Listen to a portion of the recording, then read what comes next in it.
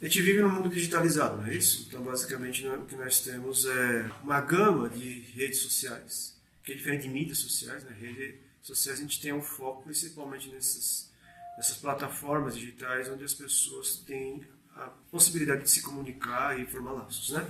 Então, eu coloquei alguns aqui, né? Então, por exemplo, Facebook, Instagram, WhatsApp também é. E se a gente parar para pensar, as pessoas hoje em dia, o grau de separação entre elas diminuiu muito por conta justamente dessas redes sociais. Então, no passado, sem a tecnologia, o número de pessoas que a gente precisaria para poder alcançar uma outra, precisaria passar essa mensagem entre mais pessoas do que a gente precisaria fazer hoje em dia. Então, o cálculo que se faz é que hoje o número de pessoas que, por exemplo, se eu quisesse mandar uma mensagem, essa mensagem para sair de onde eu estou e chegar num eventual destinatário que eu não conheça, mesmo se eu conhecer, eu mando para alguém que eu acho que conheça, esse grau é de 3 a 4 pessoas. No passado, esse grau era muito maior, justamente por conta do apoio tecnológico que a gente tem hoje e das redes sociais. Acontece que a gente tem um contexto aqui onde essas redes sociais elas são baseadas em empresas que têm uma espécie de monopólio delas, né? Então, se vocês observarem que essas redes que nós temos aqui na tela, basicamente elas pertencem a 3, 4 empresas. São as Big Techs, que inclusive têm uma influência gigantesca até nas questões do que acontece em termos de eleição governamental. Mas afinal, o que são dados, né? Dados, se a gente for parar para pensar, eles são coisas, eventos, números, transações. Os dados sozinhos, eles não têm um significado. Na verdade, é quando a gente adequa esses dados de uma forma lógica, de uma forma intuitiva, contextualizada, que gera para o que a gente chama de informação. Então, dados são números, letras, palavras que sozinhas não significam nada. Já a informação, sim, significa.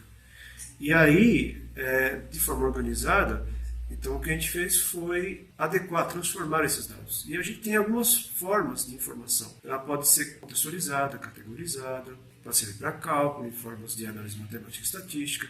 A gente faz correção, elimina erros, ou a gente condensa, faz síntese desses dados. Então, a informação são os dados organizados e que permite que a gente consiga compreender melhor de forma que contextualize esses dados organizados, né? Normalmente, a gente toma decisão quando nós temos informação. E essa decisão, ela gera conhecimento. Então, o conhecimento em si, a gente depende de informação para poder gerar conhecimento. E esse conhecimento, dentre outras coisas, também depende da nossa experiência pessoal. E a gente tem uma habilidade humana que pode ser resumida nesses pontos aqui, né? A gente compara, por exemplo, né, se a gente observa uma determinada situação de tempo, né, se vai chover, se não vai chover, quer dizer, baseado em informações anteriores, né, inclusive na nossa própria experiência, a gente toma uma decisão porque, pelo conhecimento que a gente tem, a gente sabe se a gente deve levar ou não o guarda-chuva, baseado nas informações que a gente obteve no passado. Consequência, então, causa-consequência, né, então quais são as implicações de uma tomada de decisão, conexões e conversação, né? A gente conversa com outras pessoas também para averiguar os conhecimentos que elas têm, daí sim, esse tipo de decisão que a gente pretendia tomar serve ou não serve. Então a gente tem que ter em mente essa sequência de 3 passos: dado, informação, conhecimento. Né? Só que a gente tem uma série de situações onde esses dados são não necessariamente bons ou estejam corretos.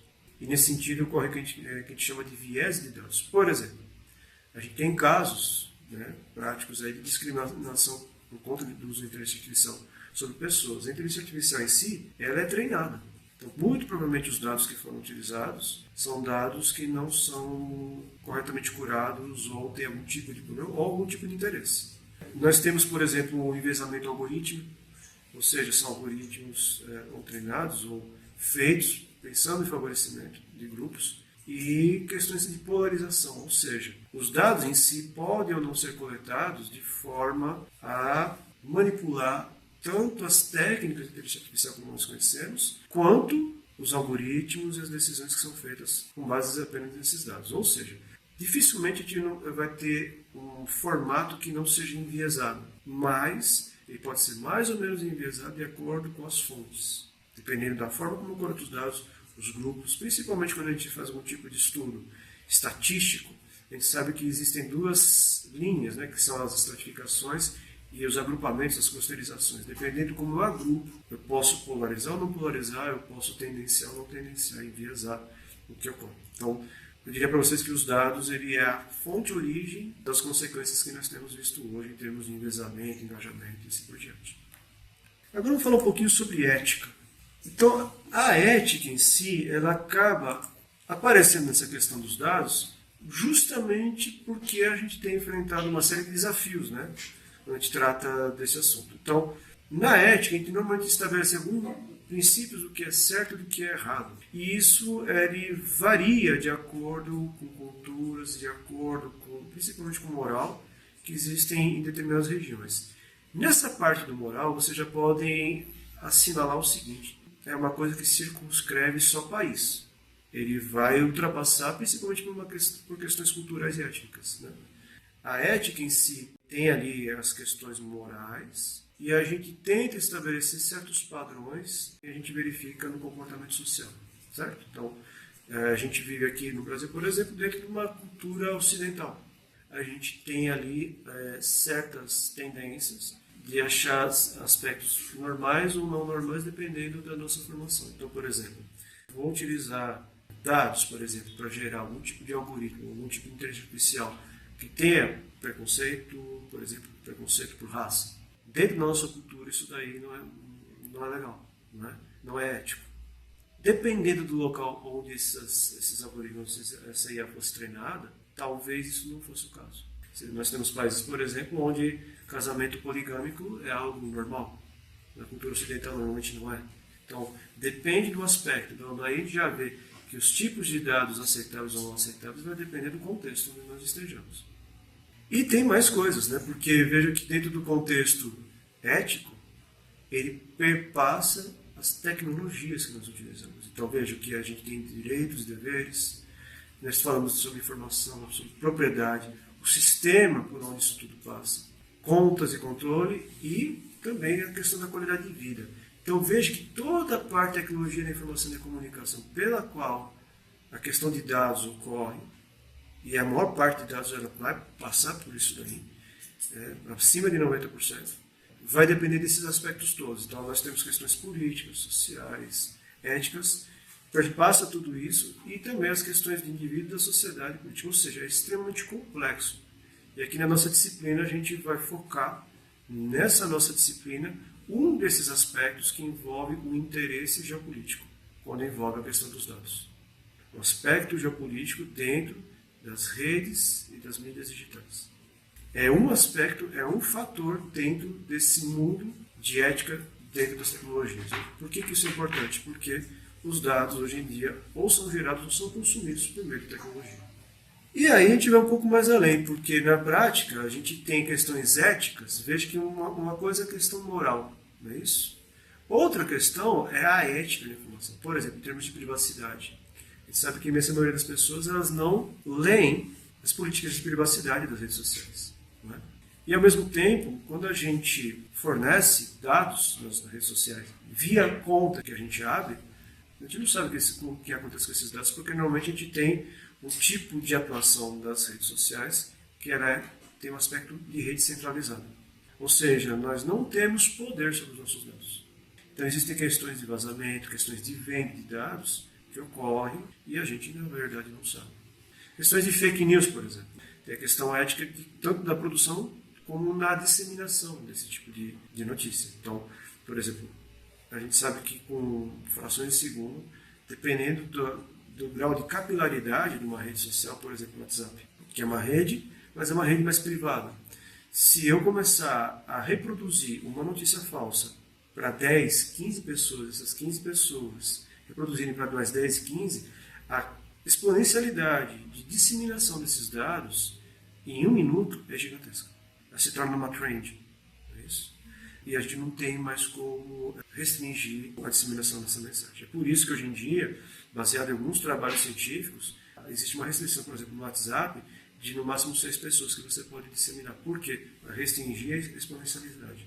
Então existem trabalhos científicos mostrando o problema que ocorreu principalmente em eleições, tanto na Índia quanto na Itália por conta disso. E a questão de segurança de dados, que é diferente de privacidade. Privacidade é algo pessoal. da segurança ela envolve também algo físico, ou seja, você vai ter, por exemplo, firewall, antivírus, você tem uma série de aspectos que envolvem a segurança da informação, que pode ser tanto da parte física quanto da parte digital, mas é diferente da privacidade, de você defender a sua privacidade. Na segurança você vai colocar um cadeado nisso aí. E aí eu avanço um pouco mais aqui para a geopolítica da informação. Então a gente estudou já aqui de forma bastante ampla a questão ética, e a questão dos dados, e como que isso se conflita com os dados, não é isso? Então ética e viés em dados. Agora a gente vai pegar um aspecto disso tudo, que é a geopolítica da informação digital, ou a geopolítica da informação no mundo digital. Por que digital? Porque é onde nós estamos observando os principais impactos que existem dessa questão da ética e viés em dados. Então, veja que a privacidade ela vai tratar mais do indivíduo e a geopolítica ela vai tratar mais dos interesses de soberania nacional dos países e interesses de negócios. Quer dizer, o país ele tem interesse, ele não tem amigos, né? Então, o que a gente observa hoje acontecer, basicamente, é por conta dos interesses dos países, de acordo com o líder que esse país tem. Que é diferente quando eu faço a minha proteção de privacidade dos meus dados pessoais. Né? Vamos falar um pouquinho do que é um paradigma, porque todo esquema de geopolítica ele envolve um paradigma. Tem um livro muito interessante do Thomas Kuhn, que era um físico, né, de origem, mas que ele desenvolveu um trabalho sobre a estrutura das revoluções científicas, que normalmente envolve uma linha de pensamento. O que ele observou?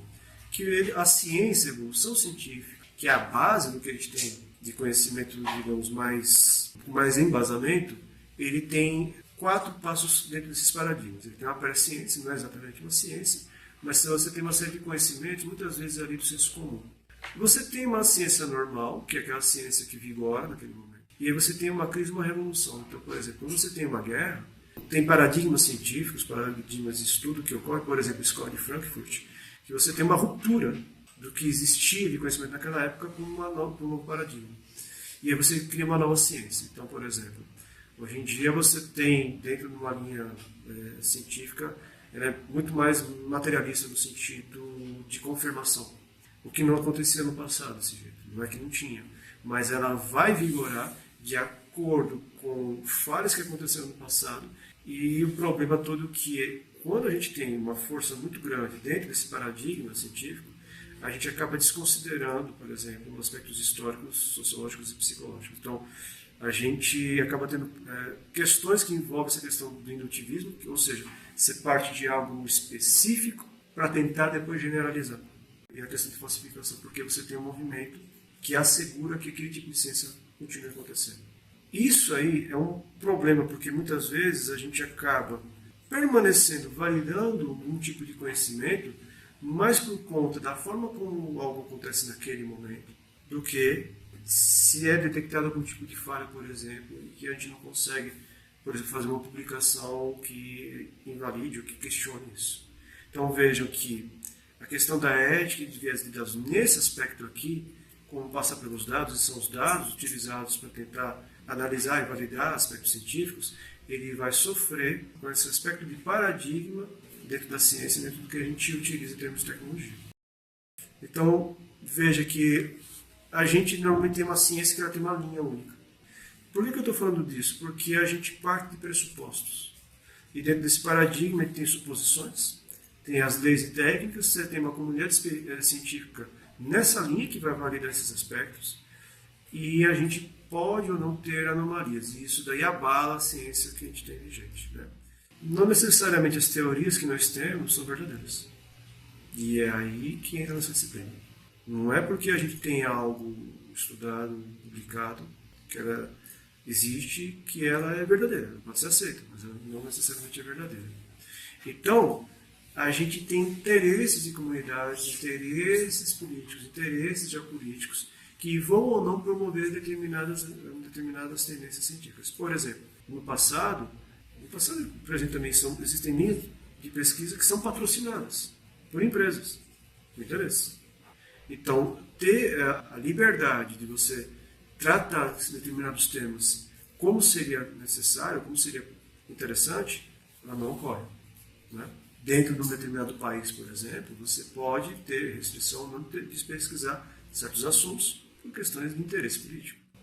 E se mexer, eventualmente, com interesses que não gostem do assunto, você pode sofrer sérias consequências por causa disso.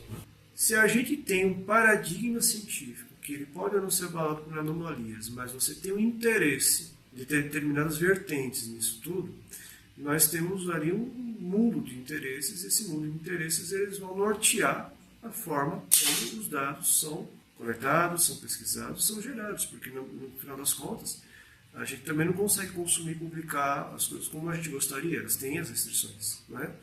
Então veja que os pontos relevantes aqui envolvem, por exemplo, cultura, envolve identidade religiosa. Nós temos ali aspectos que vão determinar mudanças nesse aspecto. Por exemplo, Guerra Fria. A Guerra Fria determina, por exemplo, mudanças que ocorrem dentro do ambiente geopolítico, os interesses geopolíticos. Nesse momento aqui, a gente está vivendo de novo esse aspecto. Não é? Então, dependendo da geopolítica daquele momento, você vai ter interesses e vai ter linhas culturais, identificações acontecendo no mundo. Isso influencia a forma como os dados são consumidos e são gerados. Esses dados que geram as informações que nós utilizamos. E esse aqui é um livro que eu indico para vocês, Clash of Civilization, que vai determinar justamente esses pontos. Então veja que a geopolítica, nesse aspecto, ultrapassa fronteiras. Assim como os dados também ultrapassam fronteiras. Então Samuel Huntington, ele faz uma publicação nesse sentido, justamente porque a gente tem um aspecto importantíssimo. Vejam aqui que nós temos um aspecto cultural que permeia os países além das fronteiras.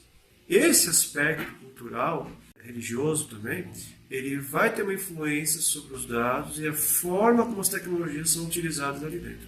Ou seja, quando a gente fala de aspecto do uso de redes sociais, digitais, tem que levar em consideração o aspecto geopolítico, tanto para os interesses quanto para os usos. Se a gente pensar, por exemplo, fazer uma comparação com o que acontece com o ChatGPT nos Estados Unidos e o que acontece com o DeepSeek na China, o mesmo assunto, dependendo se for um assunto sensível, ele vai responder diferente. Então, tentem fazer esse teste depois.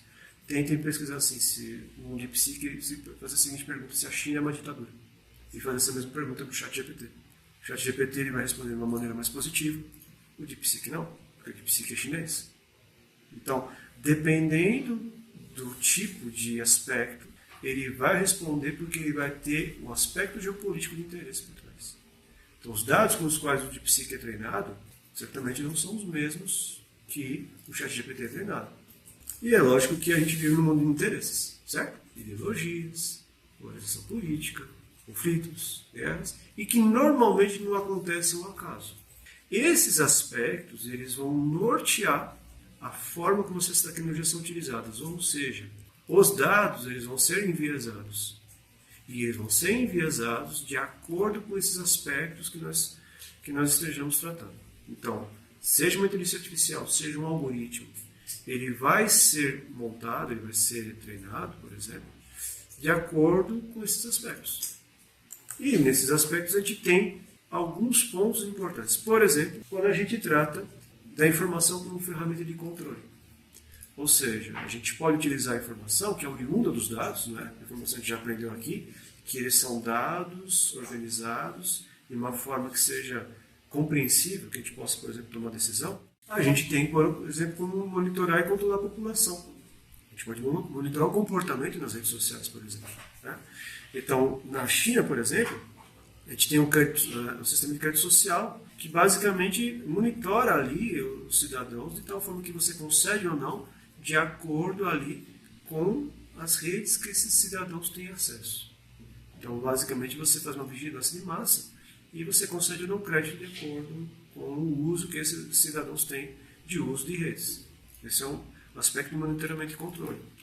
Um outro aspecto que nós temos aqui, a gente tem determinados locais onde determinadas redes, eu coloquei aqui Twitter, não é mais Twitter, é X, né? Você tem ali o acesso restrito, de acesso, por exemplo, no Irã e na Rússia, justamente para evitar a mobilização.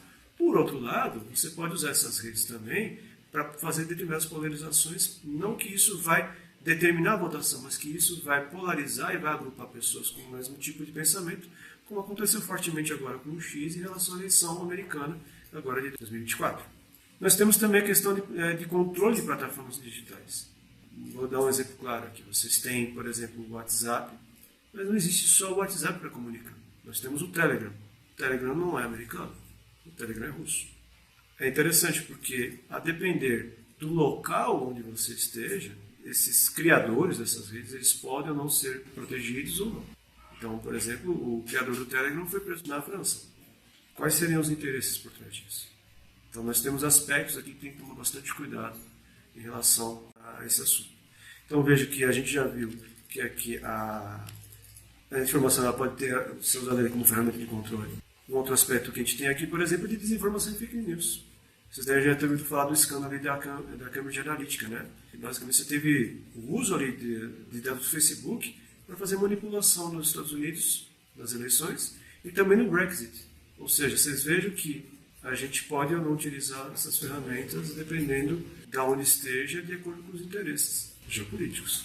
Nós temos um outro aspecto que a gente chama de manipulação algorítmica, que é justamente quando a gente, por exemplo, a gente pode criar bots, né?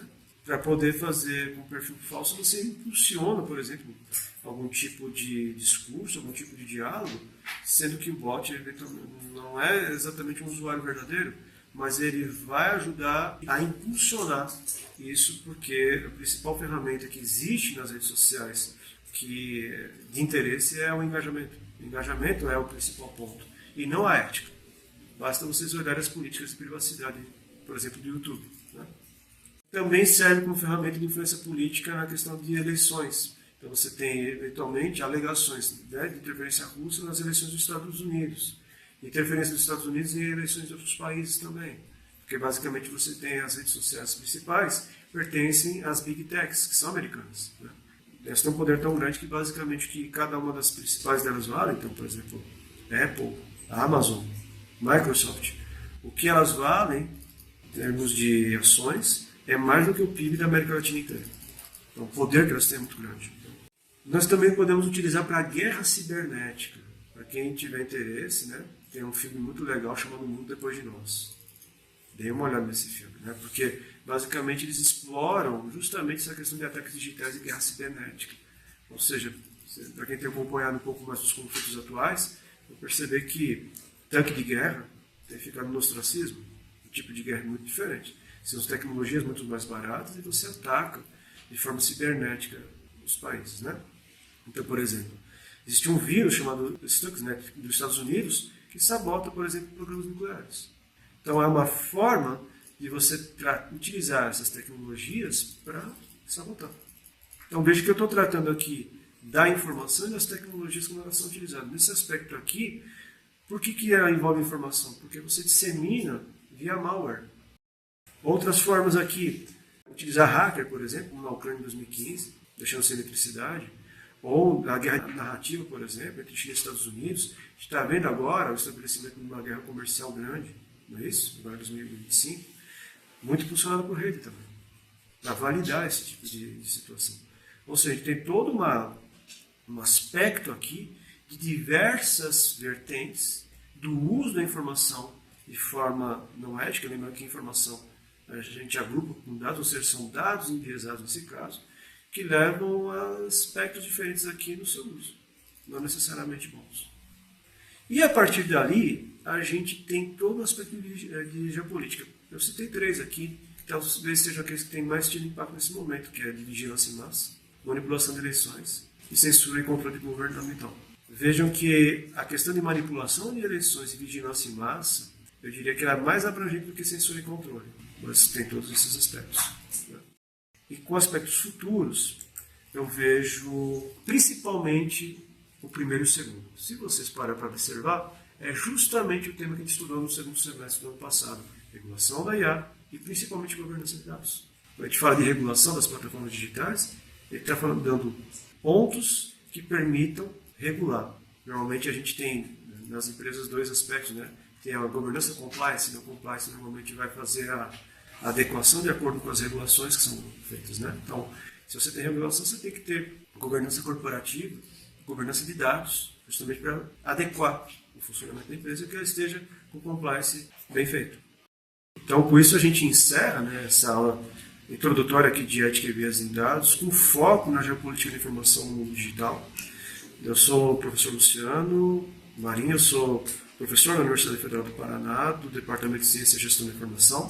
Esta aqui é a disciplina de ética, biases e dados, que é uma iniciativa justamente para abordar de uma forma disciplinada e aprofundada os estudos envolvendo os dados, os problemas advindo desses dados em termos de vieses e as questões de ética que envolvem isso tudo. Então, a gente tem feito todo um trabalho de publicação de materiais, sejam em livros, capítulos de livros, também materiais de jornais e revistas que permitem então que a gente dissemine formas, possibilidades de se tratar desses assuntos e também de sugerir soluções. Tá? Então era isso, eu agradeço a atenção, muito obrigado.